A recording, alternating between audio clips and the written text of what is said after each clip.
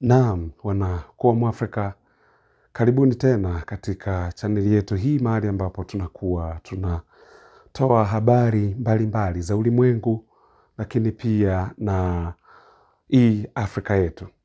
Na mara nyingi sana tumekuwa tukiongea kuhusiana na Captain Ibrahim Traore, ambaye sasa Captain Ibrahim Traore, kwa sababu kumbuka huyu sio yuko peke yake, hapana. Yeye ni kiongozi wa taifa la Burkina Faso, lakini wako watatu hawa waliounda umoja wa Sahel, ambapo ni Mali, Burkina Faso yenyewe pamoja na Niger. Na mara nyingi sana tumekuwa tukimuongelea huyu manake kwa maana kuwa anawakilisha na hawa wengine pia.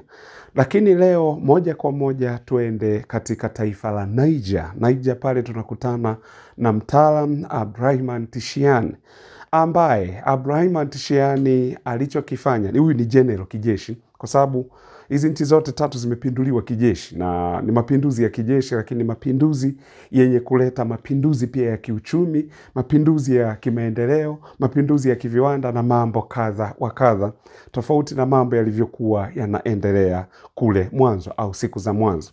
Kwa hiyo huyu kijeshi ni general, na ukumbuke wa Mali pale ni colonel, na huyu Traore ni captain kijeshi. Kwa hiyo sasa huku amewapiga pini watu wa Ulaya. Amewaambia watu wa Ulaya hapana. Watu wa Ulaya hawa, umoja wa Ulaya ulikuwa umepeleka pale msaada wa kibinadamu, wanaita msaada wa kibinadamu 1,000,000.3 euro, 1,000,000.3, ambayo wameipeleka pale euro 1,1.3. Yes, hivyo ndio itaka kuiweka hivyo, ambayo wameipeleka pale katika taifa hili la Niger.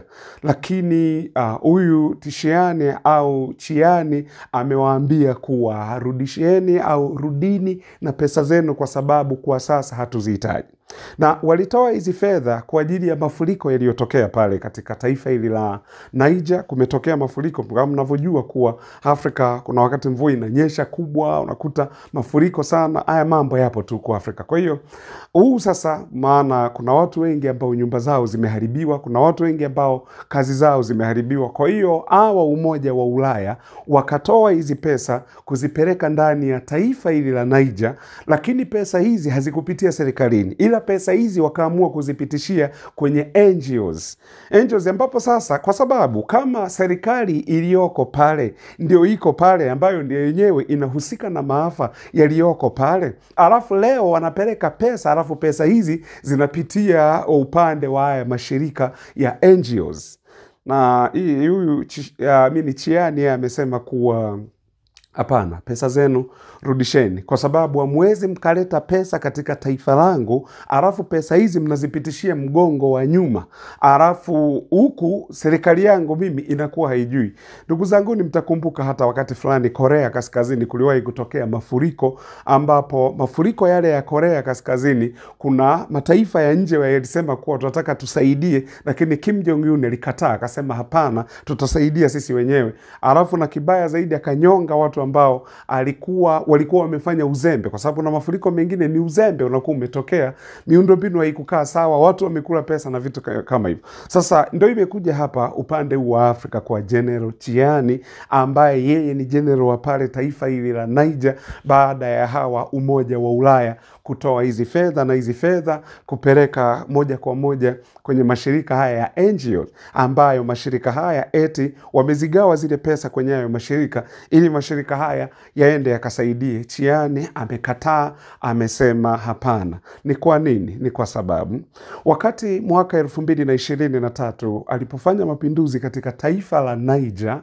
watu wa Ulaya waliondoka kwa sababu ya waliondoa na misaada yao, kwa sababu walikuwa wanaleta misaada, wanaleta na mikopo pia.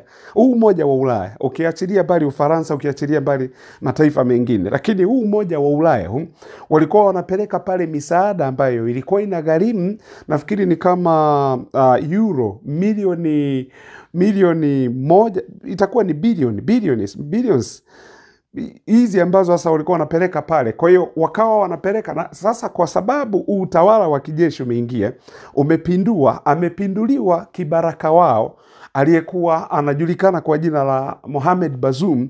kwa sababu huyu alipokuwepo pale, basi kulikuwa na access ya kuweza kufanya unyonyaji kwa mataifa ya magharibi kwa rasilimali zilizoko Niger. Na ukumbuke Niger ni tajiri sana kwa uranium, madini ya uranium pamoja na madini mengine, lakini yenyewe Mungu ameisaidia na ameibariki sana kwa madini ya uranium.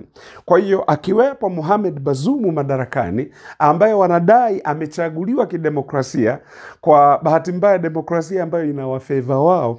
Kwa hiyo hilo sasa wakawa wanasema hapana, inabidi kama mkitaka tuwape hii misaada, tuendelee kuwapa hii misaada, mrudishe utawala wa kikatiba, utawala wa kiraia, ndio hapo sisi tutaendelea kuwapa misaada. Huyu Chiani akasema ondokeni na misaada yenu. Ndio wao wakaenda wakaunda Umoja wa Sahel.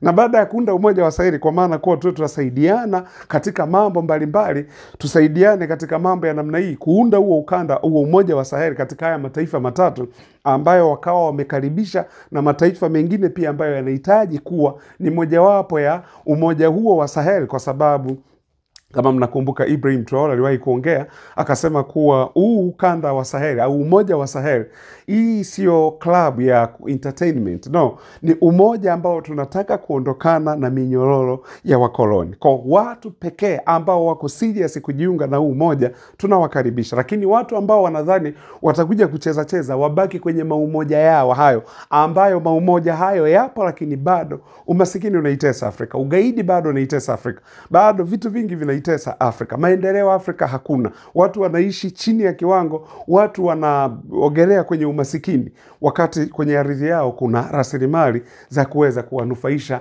na kuwatajirisha.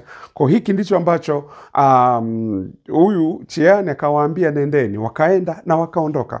Wameondoka wakafunga na balozi zao na mambo kadha wa kadha, lakini baada ya kuona mambo mbona hawa majamaa wanaendelea tu, wao wakaamua kurudi. Okay, ndivyo sasa juzi hapa unaona walichokifanya hawa Umoja wa Ulaya, wanachukua fedha wanazituma kwenye mashirika haya, mashirika ya NGOs, hizi NGOs zilizoko pale, wanagawa hizi fedha kwenye yale mashirika ili haya mashirika yaanze kushughulikia hayo maafa ya mafuriko yaliyotokea pale. Chiani akasema hapana, hizi pesa sizitaki, na wao wakasema na sisi tunafunga ubalozi wetu. Ambia sawa, fungeni. Na by the way, siku kama 2 au 1 ameongea kitu kikubwa sana General Ibrahim Chiani, na tutakuja kuwaletea hiyo speech aliyoiongea, kwa sababu alikuwa anahojiwa na akaongea mambo makubwa sana kuhusiana na vile ambavyo ukoloni umekuwa ukiyatesa mataifa ya Afrika, na hotuba yake tutakuja tukuletea hapa, kwa sababu muda mwingi tumekuwa tukikuletea za Ibrahim Traore,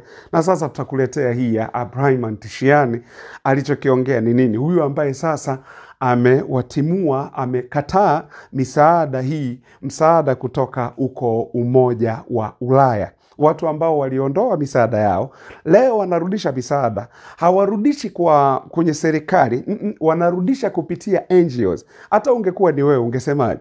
Je, hizi NGOs ambazo wanarudisha, na tumeona mara nyingi sana wana control Africa kutumia pia NGOs ambazo wamezifungua huku, na ndio maana unaona kwenye baadhi ya mataifa kukawa na usemi au uvumi uliokuwepo kuwa kupitia NGOs ndio wameweza kupenyeza ajenda zao za kishetani. Tunapoongelea ajenda za kishetani zile za wanaume kuoana na wanawake kuoana, ukumbuke hizo, yani mwanaume kwa mwanaume, mwanamke kwa mwanamke, yani ajenda hizo za kishetani ni kupitia hizo NGOs ambazo nyingi sasa wamekuwa, hatusemi NGOs zote, lakini NGOs nyingi, haya mashirika NGOs ambayo yana ufadhili wa moja kwa moja, nyingi sana wamekuwa wakifadhili masuala hayo, masuala ya ushoga. Na ukumbuke ushoga, ukanda ule wa Sahel umepigwa marufuku. Ukipatikana we ni shoga, yani we ni kifungo ndani moja kwa moja. Wameweka sheria ambayo iko wazi kabisa. Leo Umoja wa Ulaya unapitisha zile fedha, hizo fedha euro milioni 1.3 za kwa misaada kwa ajili ya hawa waathirika walioathiriwa na mafuriko.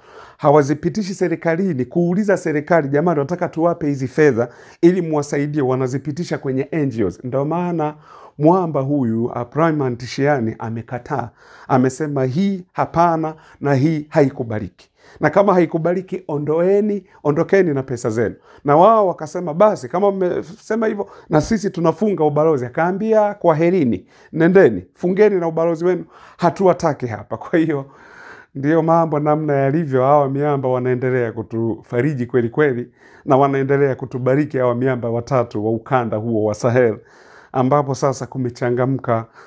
Waswahili wanasema kumechangamka sio poa. Kwa hiyo ndio maana yake. Tutaendelea kuwapa taarifa zaidi wanaokuwa Mwafrika ya mambo yanayoendelea zaidi. Asanteni sana.